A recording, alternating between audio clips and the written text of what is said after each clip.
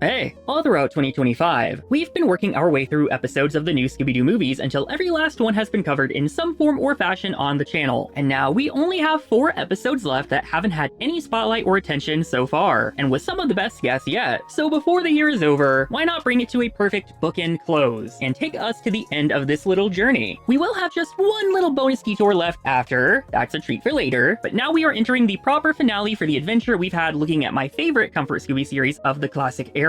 Today's guests to finish us off are the incomparable, legendary, amazing Phyllis Diller, the wonderful Tim Conway, frequent collaborator of Don Knotts, who we also covered the guest spot of, Don Adams, the legend himself from Get Smart and voice of Inspector Gadget, and lastly the iconic Jonathan Winters. 2 of these episodes were part of the 8 lost they got returned to us with the 2019 Blu-ray, which were not available on home video after the rerun era due to not being able to secure the rights from the guest stars. That means that sadly I did not get to grow up with those 2 in this video, and that many others in my age range are in the same boat. But these days, like the other missing and returned episodes, we can grow to love them like the rest finally. Or people who did grow up with them can love them all over again. And we're going to be starting the video off this time with those lost and found episodes in particular. So let's waste no further time and get into it.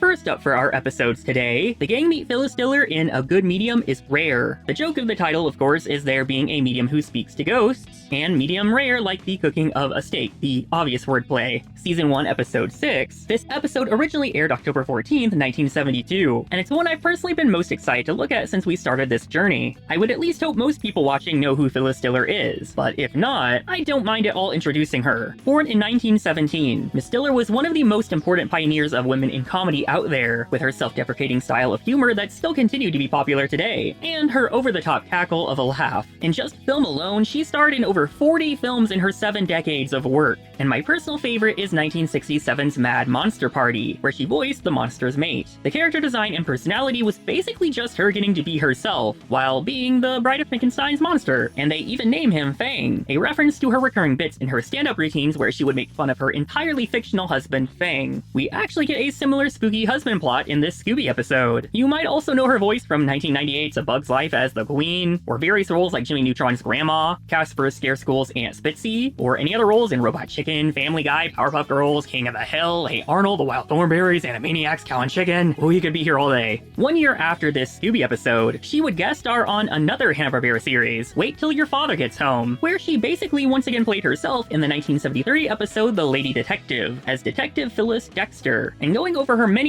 guest spots on TV shows, often as herself, would also leave us here all day. Her career was so storied that she was still busy and active in the industry even after her technical retirement, all the way up until she passed away in 2012. She's always been one of my favorite ladies in comedy, and I can't wait to get into this episode, so let's jump in. These 8 lost and returned episodes unfortunately are almost all missing a scene cut in the 70s for syndication, and some of those with cutscenes were not restored for their Blu-ray restorations like the Best Of DVD set had done before. So for this one, we will sadly have to deal with a missing segment we don't really know about anymore at some point, but that's how it goes. Today, Scooby-Doo meets Phyllis Diller. The episode opens up at a movie theater. 2 scary movies, Island of Ghosts and The Creeping Phantom, showing. The boys are pretty sure they're gonna have nightmares from the experience. I'm not afraid of anything, except things I'm scared of. The others assure them there's nothing out there. Cut to a pretty poodle with a fancy collar getting a box dumped on it, running out, and scaring them. They realize the collar has real diamonds, so clearly this guy belongs to someone that needs to be found. Who would lose a dog with all those diamonds on his collar? Somebody with a lot of diamonds. They see the collar has an address on it, so they decide to go check it out. Wouldn't you know it, it looks like the most haunted mansion possible that they somehow could have ended up at. A freaky gargoyle thing at the top of the gate asks who's there, and saying they found their dog, the gates open up for them. They ring the bell, and the butler Lucas opens up, confirming the lady who owns the house owns the dog. They wait in anticipation to find out who owns such a place, and get a definite surprise. It's Phyllis Diller! The big star! As gaudy and yet extravagant as ever, she thanks them and promises a reward, while she sends her naughty dog off without pie. She offers to show everyone around while they're here, noting that this hallway is from an ancient castle, which checks out, haunted by a banshee. And we do in fact hear a ghostly wail from it, which Miss Diller seems to get a kick out of. My second husband was crazy about antiques. He adored me. There's that self-deprecating humor she was known for. With all the talk of her many husbands in the episode, in real life, Miss Diller was actually only married twice. First to Sherwood Diller from 1939 to 1965, and Ward Donovan from 1965 to 1975, an ongoing marriage at the time of this episode that would end 3 years later. All of the husbands in this episode are entirely fictional. This suit of armor, meanwhile, seems to be watching. While she describes her first husband, Wilbur, this moosehead also watches them pass. Shaggy even sees this painting of an elephant watching him, but it suddenly turns into a rat when the others look to see. As they're all distracted catching up, someone tries to open a trapdoor for them to fall into, but they manage to avoid it without even noticing. So whoever it is tries another trapdoor, which they manage to avoid without even noticing. Of course, third time's the charm. Scoob even stops right in front of it, but they all manage to avoid it without even noticing. Deja vu. Those eyes turned red real fast. Miss Diller introduces her living room, ironically full of ghosts. We also see portraits of her many different husbands on the wall, when the lights suddenly go out. She's not too terrified of the ghost doing this, however, lighting a candle, while the rest of the gang have disappeared without the boys.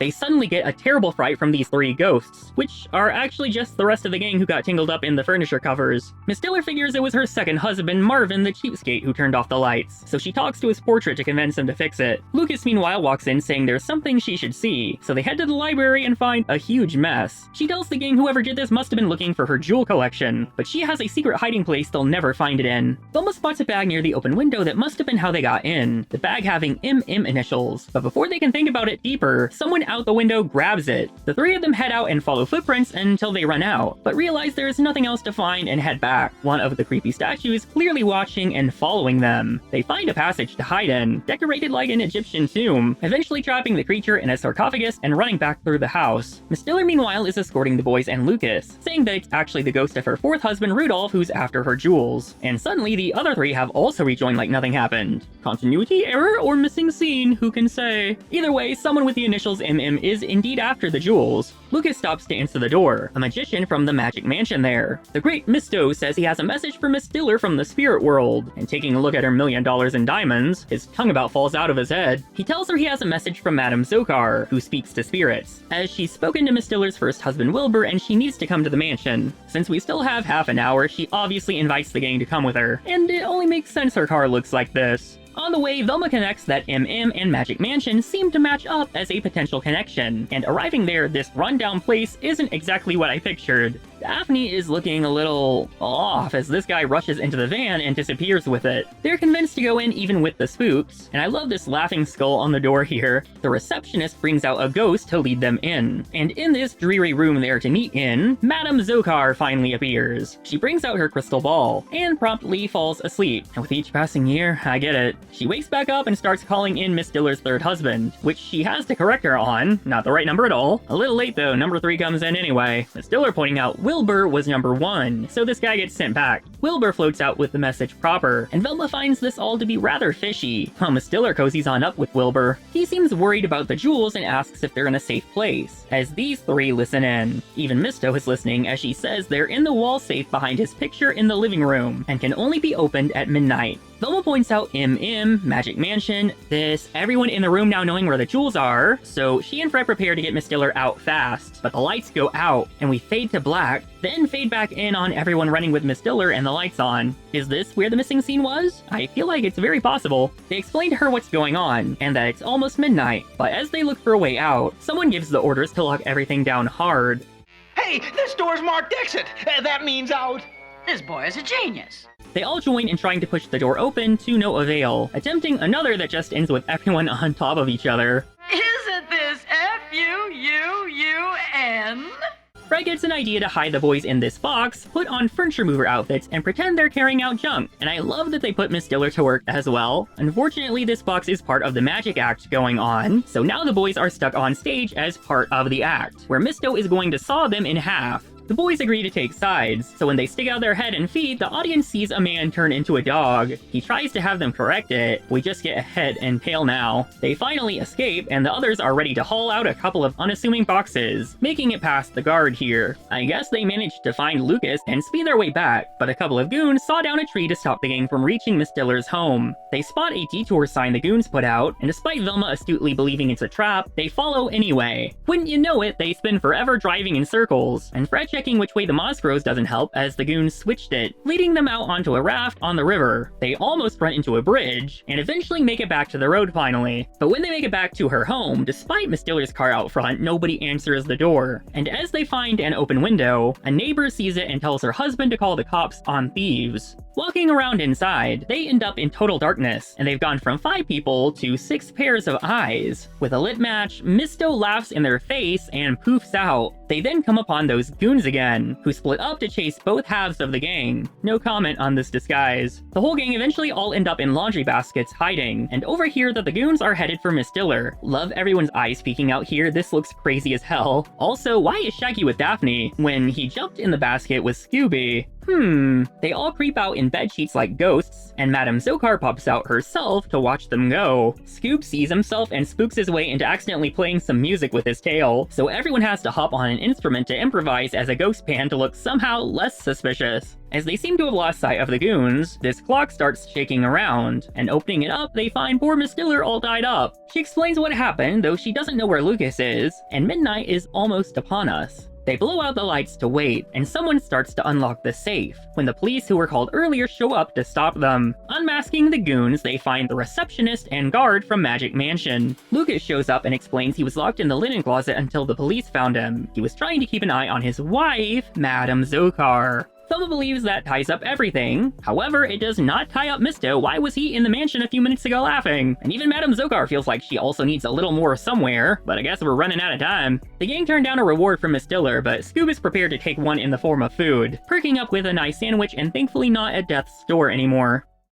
And That's a Good Medium is rare, with special guest Phyllis Diller. This is an interesting episode when it comes to positives and negatives. On the one hand, you can't go wrong with our guest star. Even with the worst material in the world, I could watch Phyllis Diller just mess around doing anything like this and have a good time. Some of these episodes have a hard time indicating who the star is without prior introduction if you don't know who they are, but this one immediately introduces her as a big star, and we can see her flamboyant personality and humor immediately, so this is one that gets a pretty decent pass for that as well. You can figure out the basic gist of what kind of person she is at least, and all the trademarks of her signature humor are present, at least on family-friendly levels, so she doesn't feel like she's terribly out of her own character. As much as I love watching the episode itself, it's hard not to feel like there's a lot of wasting time to get to that 43-minute runtime. The trio getting split off and chased for a while feels like it's trying to get us to spend a lot more time here rather than a relevant or interesting chase. But a much worse offender is the magic scene, because that goes on for quite a while and is truly just there to waste time rather than serving any point. You could just as easily have them hide in the box and get them out and not miss anything important. And then of course they have to get lost and even almost crash into a bridge before they make it back. I really love watching this one, but you can feel it being stretched thin actively as it goes on. The side characters and villains, meanwhile, are really all over the place. Madame Zokar is sort of funny in how ditzy and tired she is, but they clearly set her up to be a red herring, even having her show up inside the mansion, and then they don't explain any further purpose to her or why she was in the mansion herself when she shouldn't have been, which makes her being married to the butler even more random feeling as an explanation for it, because that really doesn't explain it. Him being here for her doesn't make sense either. Of course he's here, he's the butler. Misto also doesn't really make sense because he clearly shows up as the person trying to get them to come to Magic Mansion, and he almost loses it just seeing Miss Diller's jewels. And like all the others, he's listening intently, but entirely on his own for the location of these jewels. And they literally find him inside her mansion trespassing and clearly having devious intent. And yet, after they see him there, he disappears for the rest of the episode. We never see him again, we never bring him up again, and it never gets explained, because there are only 2 people involved, so he wasn't even involved in any of this. So what happened to him? Was he acting on his own? Do they still have to worry about him coming back later? Who knows? This episode doesn't bother with it. That feels like such an important thing to just forget about. It's almost shocking. Like a lot of these episodes, you also can't really say it's a memorable villain situation. The gargoyle just looks kind of weird and not intimidating, and the ghostly goons are definitely not a scary design, at least to me. Certainly not memorable when it comes to the other villains that came before them. There are a lot of things that just don't make sense or aren't well executed, and yet I still really enjoy this episode. The setting and events, our guest star, it all really still pulls together a fun episode. I don't even hate watching the filler, it's just really obvious about it. I still think this is a totally solid, worth watching episode. That's my final say. Let's check out the next guest and episode.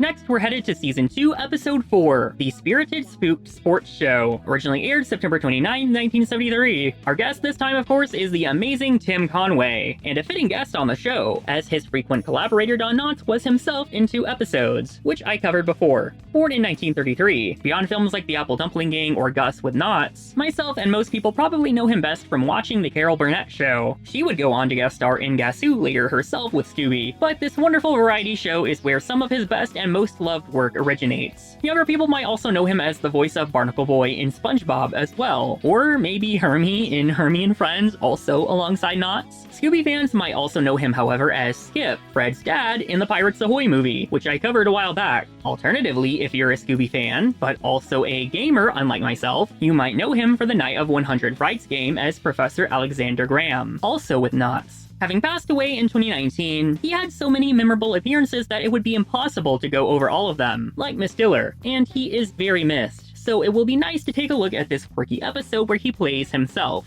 Also, despite being one of the 8 lost and found episodes, this episode is not missing a scene cut during syndication, and is actually one of the only, if not the only, of the 8 to be restored in full for some reason. So that's nice, let's get into it. Today, Scooby and the gang meet Tim Conway. This episode sees the gang driving through a foggy street, and immediately inside the van, everyone looks wonky as hell. This series already suffers from a fairly normal production schedule while twice the length, but switching studios up made this second season's episodes look twice as buggy, and personally, I love it. Thelma tells the others and us that we're in her hometown, which is already the first continuity discrepancy we'll have to deal with here, as the first Scooby series before this had suggested they all came from the same place generally, which would all be retconned entirely for more detailed info later in the 1980s during a pup named Scooby-Doo, where it was settled that they all grew up together in Coolsville. Here, however, Velma apparently had no relation somehow to the gang until recently by implication, especially as they're here to visit her old high school. So unlike the implication in Where Are You before this just a couple of years ago, where we saw them going to the same high school associated events and still currently attending all together, not only did she go to one separate from them, she's already graduated. Her typical canon age was about 16, but now we're basically saying she's already college age, assuming she didn't graduate early for being smart. So to recap, she comes from an entirely different town and school from the others and only recently met the gang, and is in college or of that age. Not exactly the lore I would ever associate with her before or after. Anyway, I love Daphne saying the fog is as thick as pea soup, and Shaggy excitedly sticking out a spoon he randomly has out to get some, but instead the tires splash mud in. Scooby asks to try it first while Shaggy realizes, so he allows him a taste of mud just to mess with him. Perfect moment, no notes. Thelma drops the exposition that we're headed to her old high school for the All Sports Day benefit show, so we're in for another sports-themed episode, not unlike the couple I covered a little while back. The animation is falling to pieces astronomically. The Australian team that did the second season was working a special kind of magic. The gang almost have an accident with this bulldozer crossing in front of them, and looking closer, nobody was driving it, meaning it might be a ghost. As they pull up to the school, they're met with a sign that says, "Danger, no trespassing," and worse, they hear a creepy voice telling them to go back. And before they can even think about heading in, a steam shovel heads right for them, just barely getting away. They arrive at the sports stadium next, but despite there being tryouts scheduled for tonight, the place is deserted. This creeper, Mr. Fenster, the school custodian, pops out, though he's not the one Velma remembers. Mr. Fenster saying that one disappeared suddenly. He tells the gang the sports show has been postponed because of a haunting, and right on cue they hear a ghostly cackle. He says it's the spirit of Fireball McFane, and that they need to leave, but Velma refuses to leave her former school in trouble. Fred suddenly remembers that Fireball McFane was an incredible athlete 30 years ago that vanished one day, and plain as day, there he is out on the field, a ghost running around. It looks like we're his captive audience. They all run off and have a nasty crash, and the spirit just vanishes into thin air. Even quicker, some random man who seems to be the coach with a bucket stuck on his foot is stumbling around, and as he removes his dark glasses... Hey, gang! It's Tim Conway, the famous movie star. He says he's incognito, wearing the glasses so nobody recognizes him. He tells them to follow him, but stumbles into more things as he very much cannot see where he's going with his eyes covered, and someone up here running the spiritual aspect isn't giving up on scaring them away. As Mr. Conway tells it, he wanted the part in a serious movie about a coach, but the studio turned him down because they only see him as a slapstick comic. Cut to him bouncing off the door. Suddenly, the spirit returns behind the boys, and I love the boohoo exchange that makes them catch back up. As Mr. Conway continues, his agent said he could get the part if he lived like a coach, so he took on the coach job here as practice. Better get some rest, fella. You look dog-tired. I do? Yeah, you must really lead a dog's life. He tells the gang he has 3 problems: that he has no team now, that nobody will come, in which a ghost steals his football, and lastly that the place is haunted, as proven by the ghost stealing the football. He's in here? Quiet. Dogs can't talk. Thelma tells Mr. Conway that they are ghost-chasing athletes, hoping to help, and Scooby proves his point by exposing the ghost hiding in the locker here. He says nobody will play sports again, closes the locker, and a transparent version now laughs behind them all. Everybody runs out, meeting in front of the school, and they try to cheer up old Coach Conway. As he tries to tell the principal, Mr. Griffith, that he's here to resign, Thelma interrupts to ask if he remembers her, and it seems he really doesn't. Coach Conway unable to get his resignation in a second time, as Mr. Griffith says the school is closing. As he explains, the school can't operate without outside financial aid, only getting by last year thanks to millionaire sportsman Jay Teller, who transformed the dilapidated old stadium into the fancy new one. Unfortunately, his one condition was it had to create a championship sports team, but mysterious things began that frightened away every coach he hired from the start. The school's last hope is raising money from the benefit show, which wouldn't even be possible now without Coach Conway, who's still currently trying to resign. Mr. Teller himself appears in the elevator, saying they're out of chances entirely though, with no sports team and the benefit show cancelled, not buying the ghost story as explanation and stopping his grants, which will result in the school closing and land being sold, someone outside being very happy. Thelma and the others lock in again, ready to save the school, but Mr. Teller has no faith in their abilities, least of all Coach Conway, who Daphne tells this could be his big chance. They head to the gym so he can show off, and we spend a few minutes with Coach Conway goofing off, a nice way to fill time while spending it with our guest and feeling thematically important. It culminates in Coach tackling Mr. Teller, who is fed up, especially with no team. So Thelma says there is a team, pointing to Shaggy and Scooby. Not exactly the best ad-lib, but she continues the lie in promising how good they'll be. So now they'll have to prove it. So out to the field they go. All they need is a good pep talk. All right, you guys. Pep, pep, pep, pep, pep, pep.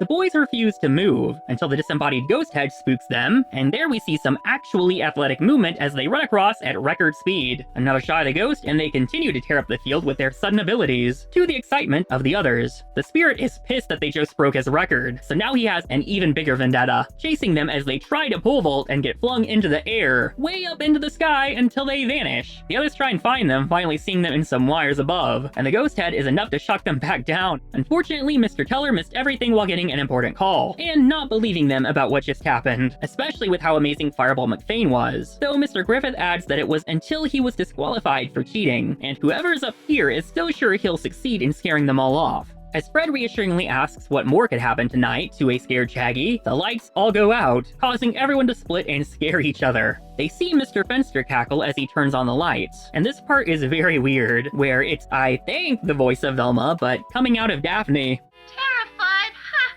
What makes you think we're terrified? Mr. Fenster says that they should leave before it sees them, and though Fred says nobody's here, the custodian says McFane's spirit is everywhere. Daphne asks what he even wants, so Mr. Fenster says the spirit wants revenge, as years before Mr. Griffith was principal, he was an Olympic judge. Thelma asks if he was the one who disqualified him for cheating, which Mr. Fenster confirms, so now the spirit wants to ruin the school like his career was ruined. The boys meanwhile try to get some popcorn, and instead get a pop fright by the ghost, so the custodian says he's leaving, and they should follow suit, but the gang won't let the boys get out of it so easily. As the creepy shadow person that's been watching them looks out again, we can see just enough of the shadow now to realize that he just so happens to be wearing the exact same outfit as Mr. Fenster, on top of having a near-identical voice. I wonder if that means something. The spirit walks over to the boys and Coach Conway hiding in the trash can, tossing out the comedian to focus on the boys, who dig their way out instead. We get a chase sequence from here for a while these three can't seem to find clues, until Fred thinks to check the lockers the spirit had been hiding around in. Sure enough, one has a secret passage,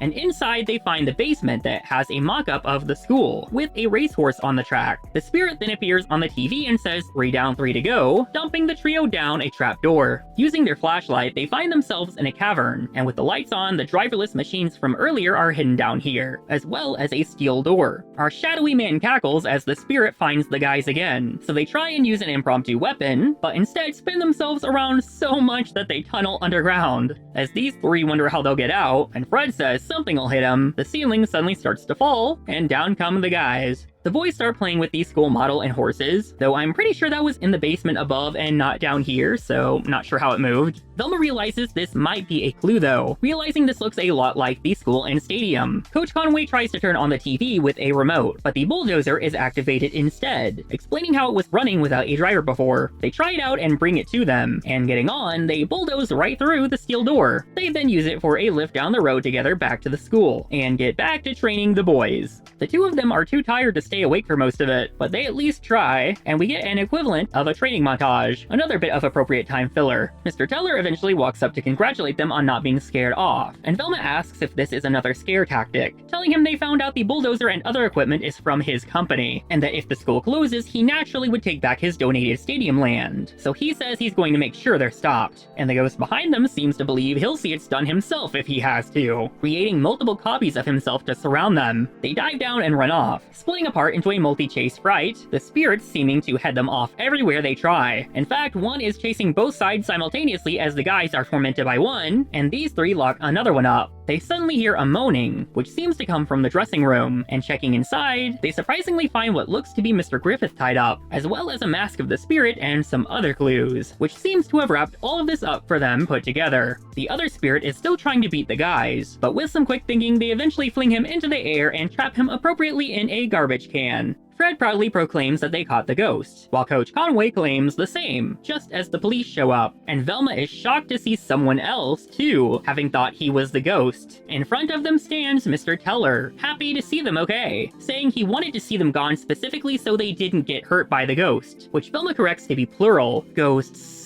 Fred and Coach Conway bring out their duo spirits, the first being unmasked to reveal Mr. Fenster, shocking everyone I'm sure. The other is Mr. Griffith? Actually no, it's conveniently his twin brother, the real one having been tied up this whole time as his brother and gambling friend took over the school. That certainly explains why he didn't recognize Velma earlier. They used the spirit story to scare everyone off and have their backers buy the place cheap, planning to bulldoze the school and make it a racetrack, even hiring Mr. Teller's company's bulldozers to frame him. The spirits looked transparent like ghosts because they were just projections, like the one in the popcorn, and controlled up in the booth, explaining how there were so many copies. Mr. Teller is satisfied, deciding to double his yearly grant, especially with the boys in the show. The next day, the boys aren't quite as good as before, but Velma knows the inspiration they need. As the show starts, the spirit jumps down to frighten them, actually just Fred in the mask to give them the right motivation, and of course they do amazing. And with Coach Conway accidentally catching fire, he joins them out in the field equally fast, clearing even the boys. Mr. Griffith is so impressed he offers him a 20-year contract, and Mr. Teller adds a $1,000 bonus, but Coach Conway would rather stick to being a comedian from now on, as they all join in laughing.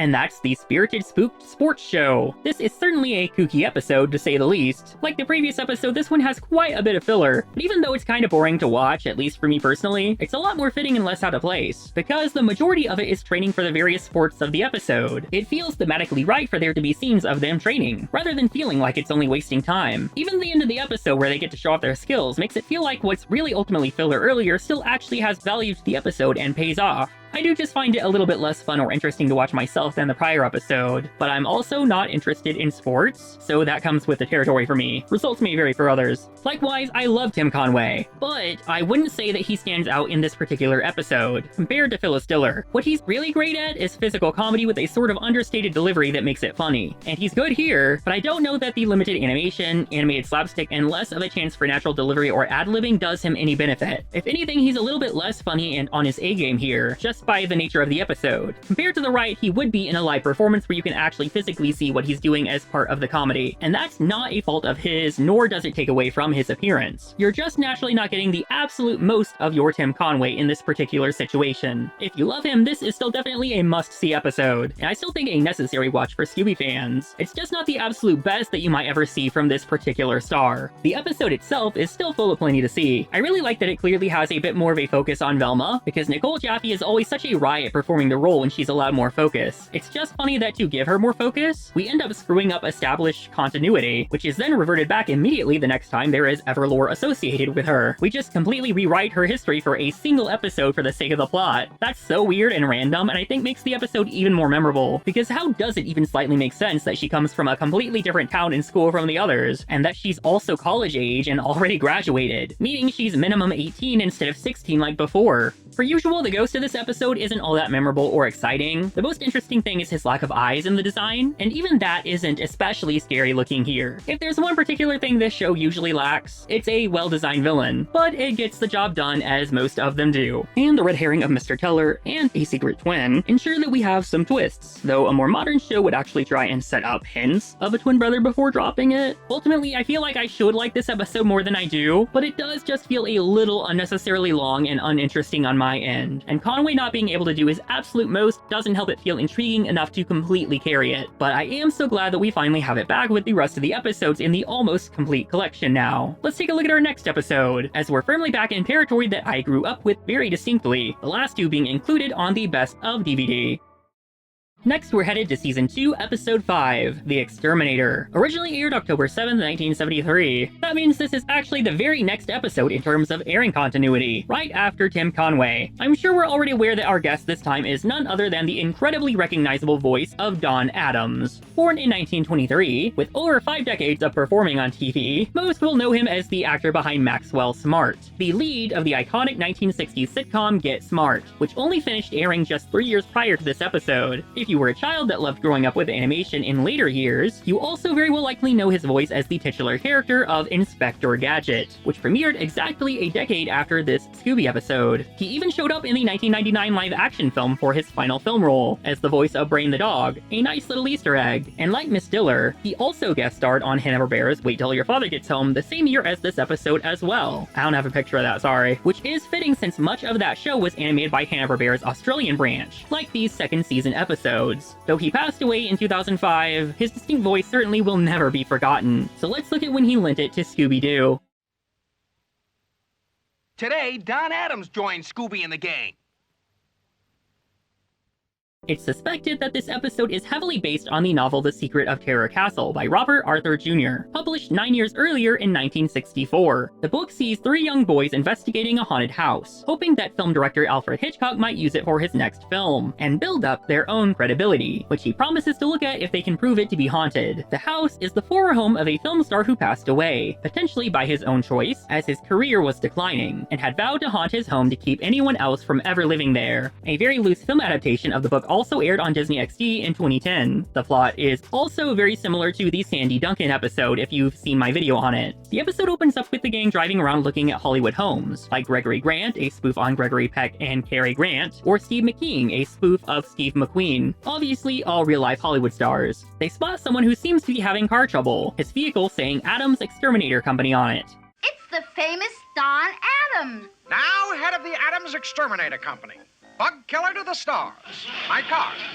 Like this card is full of holes. Why is Don Adams, famous actor, working as an exterminator instead of an actor? I guess the same reason Don Knotts was a detective and sheriff randomly. Apparently he has termites in his motor, revenge from running this one's brother out of town. The whole thing just falls apart as the many of them flow out. Not great with him due to exterminate a movie star's home in 10 minutes. The gang happily offer to drive him there, so they all help to gather up his equipment to take with them. Love Mr. Adams' warning about soldier ants, sending Scoob into full war mode, and indeed spotting some literal soldier ants down there. He even tries to go at them, but the ants win this round. Next time, pick on somebody weaker, like Soldier Uncles.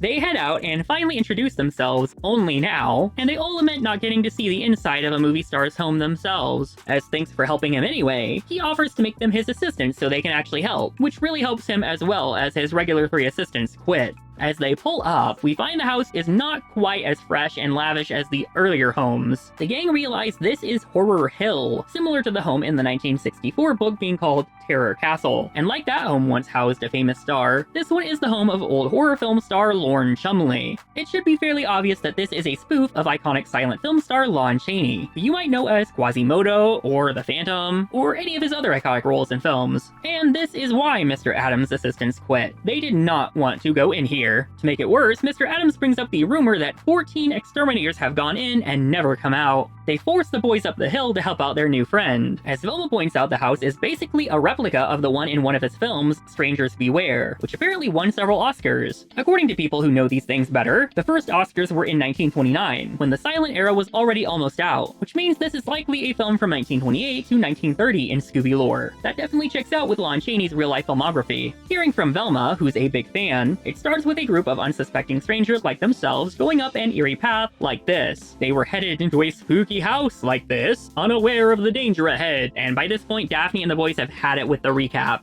It was only a silent movie.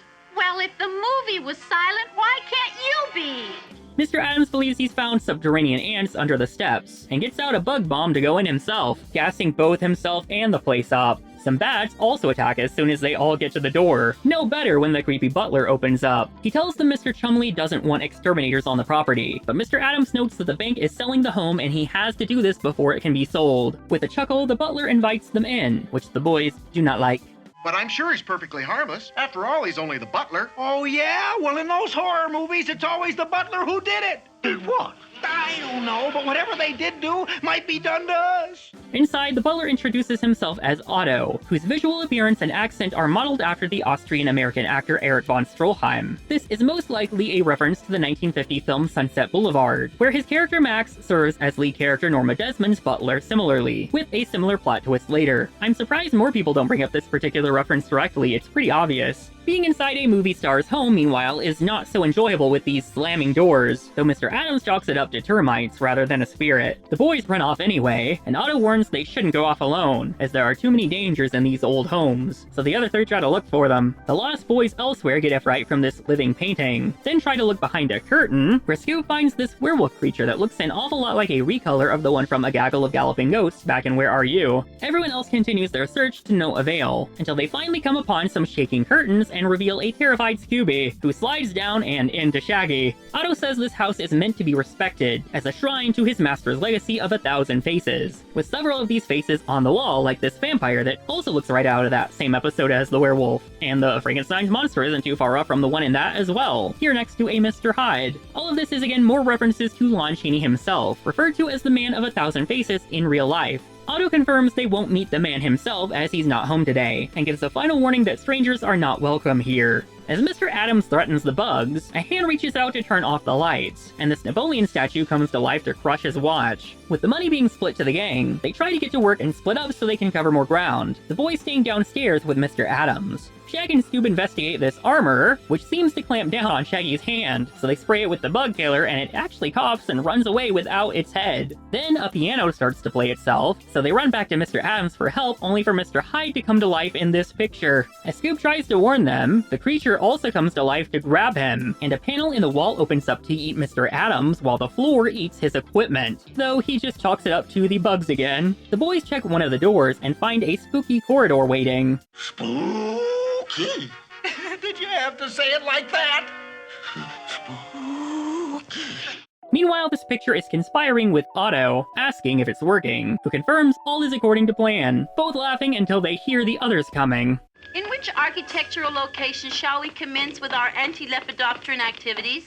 How's that again? She said, where do you think we ought to start debugging? With a click of a button, these two flip away into the wall, while Velma notices there's a warning to wear protective clothing when using the spray, so all 4 of them suit up, even though there were only 3 of them. Daphne freaks when she realizes, but the others figure it's just Mr. Adams or Shaggy, so they call them. But it can't even be Scooby, not falling for a Scooby snack. They follow him under here to unmask him, but he vanishes. A clock behind them then tiptoes over to steal their equipment. Elsewhere in the home, the boys finally reunite with Mr. Adams, and checking another room, they find a really beautiful indoor pool, where they come upon an aquatic monster next, which spooks both of the boys while Mr. Adams works. And with both falling into the pool, it starts to mess with them from underwater as well, so Shaggy tells Mr. Adams to check the lockers for monsters himself, finding whoever's in this suit. I suppose you call that a frightening monster. I sure do. Well, that shows what you know. It happens to be a terrifying monster. They all appropriately run out of there, but it turns out the suit is actually one of 3, as in our trio here, confused as to why they ran away before they could tell them about the secret passage they found. Mr. Adams and the boys next come upon a private movie theater room, where our exterminator starts doing shadow puppetry to show them what bugs to look out for, until they get a fright from this thing. Thankfully, it's just Fred and the girls catching up, though I don't know why Fred kept the suit on only for the girls to take them off. Wait, now he has the suit off too. That was fast. They warn them of another exterminator who vanished, and their missing tanks, Daphne agreeing with the boys on a haunting, while Fred and Velma insist there's an explanation. The four of them literally just spend forever going back and forth arguing about it, so Mr. Adams decides to hold a vote, an extra hand suddenly coming up for the side who think the house is haunted, and then it does some of its own shadow puppetry. So everyone gets out, running into a swarm of bats in the hall, and running into an elevator. I wonder where this elevator's going to stop. I've got a feeling it isn't ladies' lingerie. All while Otto and the water creature laugh as their plan seems to be working. The elevator suddenly stops, and they peek out to find Lorne Chumley's theatrical storeroom, and alongside all the costumes, props, and wigs, there sits their missing equipment. Haunted clothing scares the boys out of the elevator, running into more, as Mr. Adams finds the tanks to be emptied, figuring someone doesn't want them to exterminate here. He vows to finish the job no matter what, but a dress on the rack grabs him and tosses him into a trunk. As it floats away, a scared Scooby slams into it, while the floating shadow remains, exposing a bunch of trained bats, causing it to float. Thankfully, Velma has a trusty hairpin and unlocks the trunk to free Mr. Adams. Chalk up another one for women's lib. Mr. Adams pops out with the Wolfman mask on, which spooks Scooby, who then runs over to the trunk Shaggy fell in, and rolls back and down into this vent. In this room, we find a creature being filmed and directed by Otto for a movie, complimenting Mr. Chumley in the costume on his performance. The actor proclaims his comeback to now be imminent, but they hear a sudden noise that turns out to be the boys falling down the chute. Mr. Chumley doesn't have time though, needing to finish the movie before the bank sells his home. As Otto turns on the wind machine, it starts blowing the boys, Shaggy having fallen into a cat mask, so when Mr. Chumley says it's supposed to be raining cats and dogs, it quite literally is, both slamming into them. With the others, Mr. Adams turns off the wind machine, the entire plot exposed as he unmasks Mr. Chumley. Or actually, this is a cameo of William Hanna, as in Hanna-Barbera, who he has a mask of on for some reason. Mr. Adams unmasks him again, and again, and again. Oh, that one actually is Lorne Chumley. He's the man of a million faces, but also a million debts, which is why the bank is selling his home. But he couldn't allow that to happen until he finished filming the movie, and fully believes that when Hollywood sees the final product, they'll be ready for his comeback. As for all the spooky goings-on, he knew the house couldn't be sold until it was exterminated, so he kept scaring off all the exterminators and tried to do the same to the gang. The poor man is devastated he won't be able to finish the movie now, but it turns out he could finish it by tomorrow if he had help, and the gang would love to chip in, so they all agree to help finish his masterpiece while Mr. Adams finishes exterminating. With an entire crew now, they're ready to go. Just one bug in the way, which hops over to Scoob, leading Mr. Adams to practically tickle him to death to find it.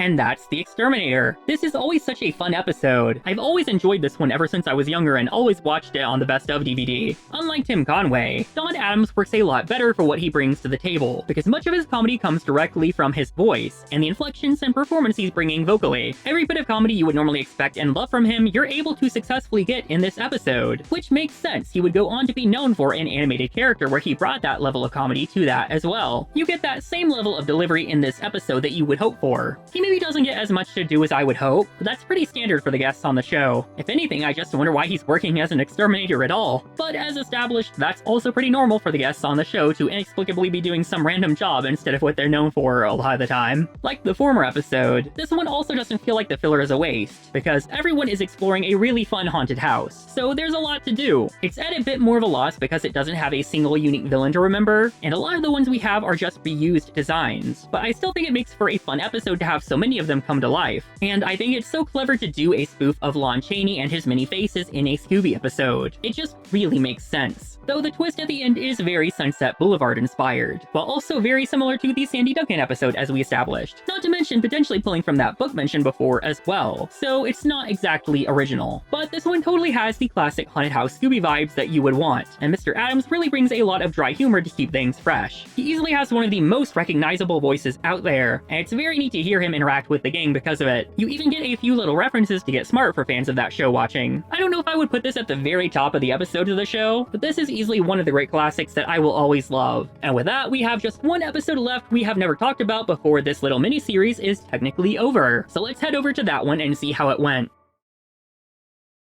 Next, we're headed to Season 1, Episode 4, The Frickert Fracas, originally aired September 30th, 1972. Our guest this time is none other than the incomparable Jonathan Winters. Born in 1925, believe it or not, with the first 3 episodes being The Three Stooges, Batman, and the Addams Family, Mr. Winters is the first celebrity to officially voice himself in Scooby media. Also relevant, he's likely to be just as good as Mr. Addams was, if not better, because he's such a skilled vocal comedian that he also went on to just generally have an amazing voice acting career. And that's shown off here because the character in this episode, Maude Frickert, the titular character, is not only voiced by Mr. Winters in a dual role, he actually developed this character himself for his comedy albums in the 1960s, where he would be both she and himself. So this isn't a Scooby-only character. If anything, Maude is a crossover character herself. Here's a clip of Mr. Winters dressed up to perform the character live with Dean Martin. What's your pleasure? Well, if I told you that, we'd be off the air.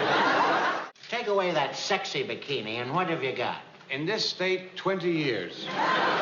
I'm sure big fans of Jonathan Winters would already know all about this, but I thought it would be neat to anyone who's more of a casual Scooby fan who only knows this episode, and might be too young to be familiar with this like people would have been at the time. I certainly was not aware of his other work with the character as a child in the 2000s. What I did know was his iconic work in voice acting. He was in a lot of other Hanna-Barbera titles, like Grandpa Smurf in The Smurfs, but in other things outside of that, he's also the narrator in Frosty Returns, where I really remember him from every Christmas. And back to Hanna-Barbera, he's Ranger Mortimer in Yogi the Easter Bear, which I loved. And he would return to the Smurf world in 2011 and 2013, though this time as Papa Smurf instead, with the second film being released posthumously as he sadly passed away earlier in the year of 2013. Relevant to Scooby, in the 2011 film Curse of the Lake Monster, the vengeful scarecrow haunting Old Man Frickert's farm is a reference to the scarecrow in this episode haunting the Frickert farm. And not only that, Jonathan Winters was cast as Old Man Frickert himself as a full throwback to this episode. And they filmed his scene, but it unfortunately ended up cut from the final film. With so many comedy albums like with Maude, so many amazing TV appearances, a great filmography in general, and his voice acting legacy, he's an icon everyone surely knows the voice of. Let's get into his episode here. Today, Scooby-Doo meets Jonathan Winters.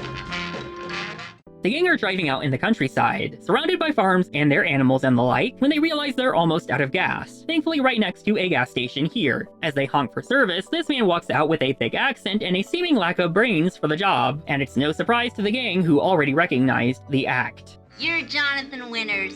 Okay, officers, you got me. I'll go quietly.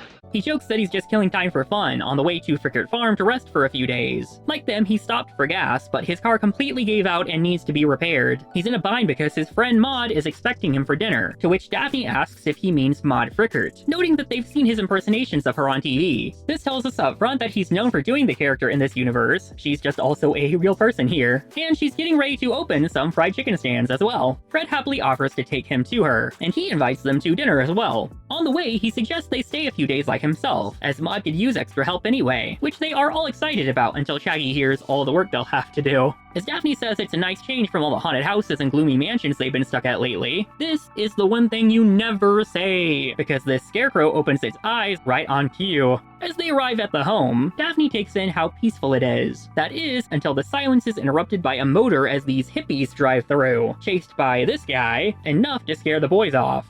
Chinkies, they've disappeared.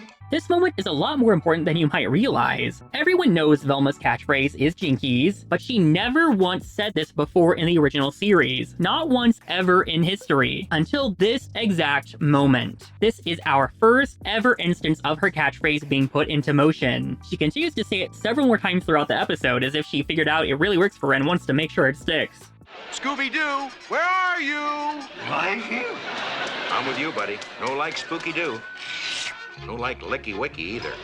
On the way in, they get stopped by the guy they saw before, introducing himself as Handyman Vernon Crow, disliker of trespassers. And with a name like that, is he our scarecrow? They all try to explain they aren't, but he says if they came looking for the secret formula, they're wasting their time, because there isn't one. Mr. Winters tries to explain who he is, but Vernon's never heard of him, so they all say he's a very old friend of Maude Frickert, but he still doesn't buy it. So of course, Mr. Winters points to nothing and throws his voice to impersonate Maude himself and get Vernon off of them, which works like a charm. Inside, the real Maude waits, saying exactly what Mr. Winters said without a lick of difference. She asks what the sound was, and Vernon says it was some snoopers he chased off. It seems to be a regular occurrence that people have been sneaking around looking for Grandpa Frickert's secret formula, a chicken feed that makes chickens grow very large, very fast. But he hid the samples before he passed away, so even Maude doesn't know where they are. Thelma notes how valuable it would be for her to have them though, with her opening her own chicken stands now. Ever see a 6-foot-tall chicken? Yeah. According to Maude, this is what these people snooping around are after. And speak of the devils, currently outside. They sneak around the property, while Maude tells the gang she'd be happy to have them help. What do you call your chicken stands? Grandma Frickert's fried fricassees. Hard to pronounce, but easy to say. Scoob gets a sudden fright as he sees one of the peeping toms at the window, and then the other at a second window, and knocks seemingly surround them from outside. At the door is Simon Shaky, Maude's banker, and I love Shaggy's little peace sign he makes here. As they sit down, unfortunately on top of Scooby, Mr. Shaky seems to have trouble saying Maude's business name, so they all get into a mess trying to help. It's Fricker's Frick Frackerseed. How about Fackert's Frick Frackerseeds? It's Grandma Frickert's fried fricassees. Thelma, that sounds ridiculous. Yeah, like that don't make no sense at all. It seems clear Mr. Shaky doesn't come with good news about her potential loan, so Maude turns hostile and kicks him out of the place. Chinkies. What did I say? She wants to get that phrase cemented. Maude definitely believes if they found it, it would make her millions. And Mr. Winters tries to offer her some money to get herself off the ground, but she politely declines. The gang are taken out to be shown their chores. The boys are not happy to hear it will start at 4 a.m., and they run into the snoopers from before. Vernon chases one, and Maude tells everyone to go after them as well, half with her and half with Mr. Winters, and ensure it's her that finds the samples. The one creep is hiding in the wheat as the trio help Maude, who has them split up further, keeping Fred for herself because Mama seems to have an eye for him. As the girls head out alone, the Scarecrow starts to follow. Mr. Winters and the boys come upon the mill and try to head on down meanwhile. Fred and Maude in the wheat start to hear a noise, but... Stand up like a man. That ain't like a man. Maude tells them to use a special call to identify themselves from now on, the Scarecrow listening in. One of the snoopers, meanwhile, is at the mill, running in to hide as the guys arrive, the three trying to sneak around back. Over in the wheat, these four get confused by the Scarecrow switching places back and forth, and Fred realizes it must be who they're looking for, yelling for the girls to grab it, but it runs off. Back at the mill, Mr. Winters sends Shaggy up to the window, though he ends up taking a ride instead for a while, loud enough that the snooper hears it and tries to run, but Vernon comes running in. After a lot of chaos, some flour falls on the snooper, making him seem like a ghost. Back over in the wheat, these four chase the Scarecrow, who disappears off into the farmyard. While the ghostly snooper and Vernon run this way, the other snooper comes running here, and everything is chaos. Mr. Winters and the boys try to hide in the shed where the ghost snooper is, and then everyone just starts scaring each other. Finally, they catch the two snoopers and the mess ends. Interrogating them, the snoopers don't know anything about the secret formula or chicken feed samples. Instead, they're in the music business. They came to ask Maude if they could rent the place for a music festival similar to Woodstock for a few days, and she happily obliges. They reveal that they were only sneaking around because the big guy would chase them away when they try to come ask. So she offers them to stay, and the gang asks why they dressed up as a Scarecrow, to which they say they didn't. But that means someone else is the Scarecrow, and Vernon isn't here, and he kept coming and going earlier. Maude doesn't believe him to be smart enough to be giving himself an alibi like that, but Vilma wonders if that's all an act. While they go look for him, the Scarecrow follows some piece of paper and takes out a shovel to start digging. The boys get a scare from Fred and run back over, startling the Scarecrow, who runs off, and trying to avoid each other, they instead crash. They head into a barn where they find Mr. Winters, but also Old Spooky again, so the three try and hide in the stables. Mr. Winters then tries to do some voices to throw off the Scarecrow, but gets himself lost in the whole one-man show, not knowing the straw man is in the stable next to them. Zoe.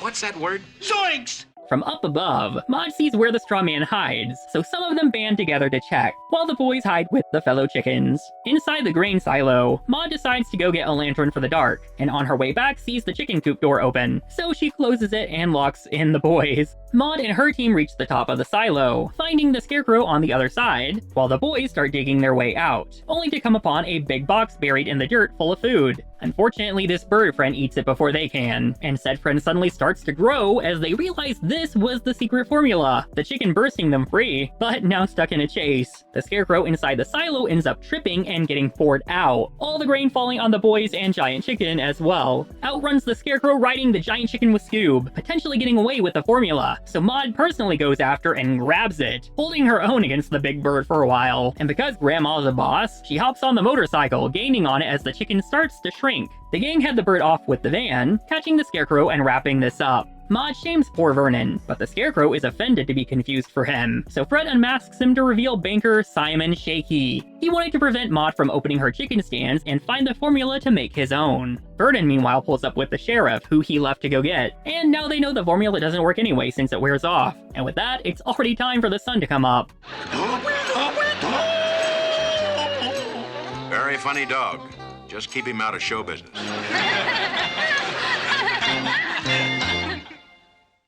And that's the Frickert Fracas. This ended up being a pretty nice little episode to finish us off on. As expected, Jonathan Winters is basically the ideal kind of guest. His talent is made for voice acting, and if anything, he has more to do than probably any other singular guest from the other episodes. Because for the majority of this one, if Mr. Winters himself is not on screen and talking, Maude is probably on screen and talking. They give her a ton of lines. She is not a supporting character, she is just as prominent as Mr. Winters. Which makes sense because a lot of people when this episode aired probably would have known and recognized him performing the character, even if that might not be the case these days. And where some of our guest stars can end up falling into the background at some point, Mr. Winters himself remains extremely prominent the entire episode. And when he's not, again, the other character that he voices remains just as prominent. This episode really is the blueprint for how to use a guest star who is valuable to your format and can elevate the material. The episode itself can be a little confusing, because we do split up into separate teams, and it's just constantly switching back and forth non-stop, which left me a little confused at times. And when things would converge, that really didn't help either. But the characters are supposed to be confused and in chaos, so it's not like it's a negative. It's basically doing what it's trying to, if anything. There really is so much going on though. We have so many potential suspects and red herrings, like the two snoopers who we spend a large amount of the episode going after, only for them to no longer be relevant almost halfway into the episode. They do a good job making it feel like they are a danger though. Scooby seeing them peek in through the window is actually creepy. Vernon makes a decent red herring as well, because like Velma proposes, is he incompetent or is it all an act? And you might even forget the banker, because why would the banker have anything to do with this? If anything, I'm surprised it turns out to be him, because he's such an old guy to be running around as much as the Scarecrow does. The Scarecrow makes one of the most memorable villains of this series though, an actual new and fresh design that hadn't been done in the show before. Like I said in my What's New Halloween video, Scarecrows are one of my favorite spooky monsters, so I always appreciated this guy growing up. This one does feel like it drags a little here and there, like many of the episodes of the show, but going back to our guests, they make the filler feel worth it. At least if you like Jonathan Winters. The scene where he's ad-libbing a whole scene and tries to scare the Scarecrow, it just goes on and on for such a ridiculously long time. It's so overzealous, but I love it. It's such a fun scene because it's just Mr. Winters using his voice talent to show off. That's literally the point, and what makes him such a great guest. And Maude is so fun, flirting with Fred, dragging along the giant chicken, and riding her hot rod at the end. It was such a smart idea to take one of his characters and build the episode around her just as much. It almost writes itself, and after growing up with it, his voice is always just so nostalgic to me. This will always be one of the best episodes to watch in a marathon of the show. Definitely a must-see, but also the last one that we get to look at on the channel for the first time, because we've now reached the end of discussing every episode at some point. Let's wrap this up. And that's the final video covering episodes of the new Scooby-Doo movies. Well, technically. I'll be throwing in a little bonus with another episode later. It'll make sense when we get there, and I promise you'll like it. But for the main little mini-series here, we have come to our conclusion. The first time we really got into digging deep into these episodes, it was way back in February of 2023 for the Globetrotters episodes, and a month later for the Batman episodes. So basically the big guns right out of the gate. I thought we would just leave it there rather than making it a whole little series, but after rebooting things for 2025, I just couldn't think of anything else better than spending some quality time with my favorite classic comfort series. And that's what this show is. Not the best, not the greatest, but personally my comfort Scooby series of the original era. This year we got to look at Cher and Sandy Duncan from two different eras even. We got to explore Scooby-Doo meeting the Addams Family, Josie and the Pussycats, Speed Buggy and Jeannie and all their history. We got to look at Don Knotts and the Three Stooges. Most recently we got to see when Scooby-Doo met Dick Van Dyke, Jerry Reed, Davy Jones, and Laurel and Hardy. I thought the series coming to a conclusion to bookend the year would be a nice place to leave things for 2025. These last 4 episodes we needed to look at definitely rose to the occasion, with 4 amazing guests and all episodes that I think are worth watching and pretty solid. I'm surprised they ranked last when I held a vote a long time ago on the order people wanted to see the rest of these in, because these are some of the best to me, even still. But that's not so bad, because we got to save some of the best for last anyway. If you haven't seen all of them, definitely go watch them if you like this one. There's a whole playlist just for this series. It's bittersweet to have run out of these after spending most of the year here, but they definitely got pretty daunting, so I can't say it's not a relief to say goodbye at the same time. And speaking of, I won't take up any more of your time after all of this, so I guess that's all. If you want to support the channel, the Patreon is now live and has an exclusive video covering Zombie Island. It's mainly just for the sake of supporting the work here, but you at least get a little bonus here and there like that one, and new videos early. If this is the last time we see each other on the channel for 2025, Happy New Year. If you're watching this a different year, hello from the past, and I'll see you in the future. Maybe. Bye.